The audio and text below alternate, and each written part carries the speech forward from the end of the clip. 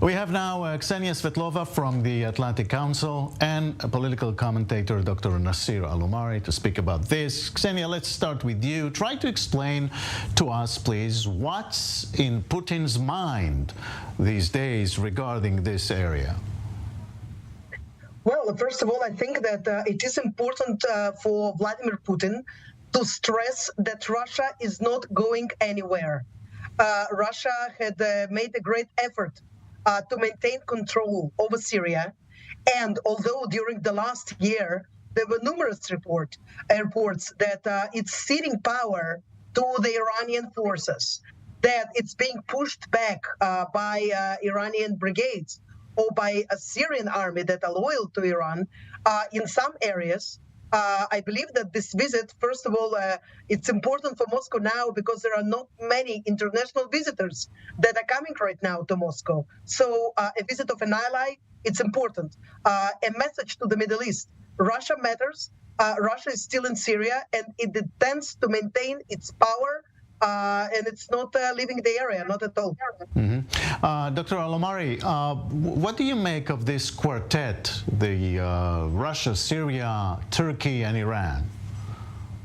Yeah, I agree with the analysis, and I think Turkey plays a very important role in what's happening right now.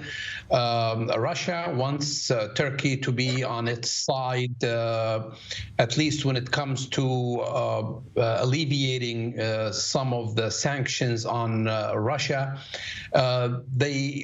Turkey wants the Americans out of Syria because they have a problem with a Kurdish entity. Also, Turkey wants about 4 million Syrians to return to Syria. And that means the Americans will have to play a different role. So Russia wants the Assad regime to stay in power. Turkey does not want a Kurdish autonomous government, and it wants the refugees to return.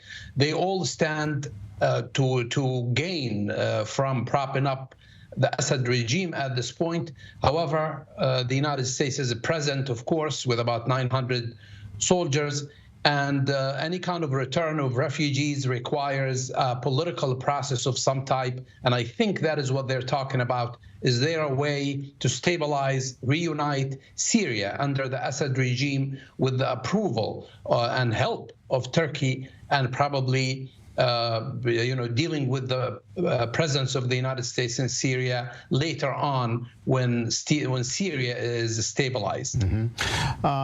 Ksenia, about Putin and the war in Ukraine, we've just seen Bashar al-Assad supporting the war in Ukraine.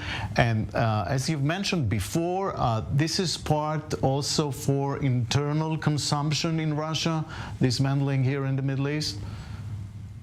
Yes, absolutely. So we saw that Bashar al-Assad is putting a bouquet of flowers on the grave of the unknown soldier.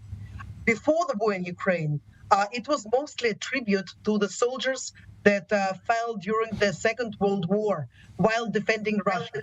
Currently, Bashar al-Assad is laying a bouquet of flowers to the grave that now symbolized more than anything an army that attacked another country, a sovereign country of Ukraine. And we, of course, remember that Syria, along with Belarus, along with North Korea and Iran, it's in the very lonely company of just a few outcast countries that actually do support Russian offensive against Ukraine fully. Right. So I want to ask, we have about a minute left. I want to ask Dr. Al-Omari about Bashar al-Assad. 12 years to the civil war in Syria and earthquake and whatnot. It's quite a miracle that he's still in power. How does he do it? Well, it's a miracle that was made possible by the Russian support. Without Russia's planes pounding the Syrian opposition, he wouldn't be in power, and the Assad regime knows that very well. And thanks to the Iranians, the Assad regime has actually displaced half of his people, and he's still in power because of these two regimes. Right. I want to thank you very much, both of you, for joining us tonight. Thank you.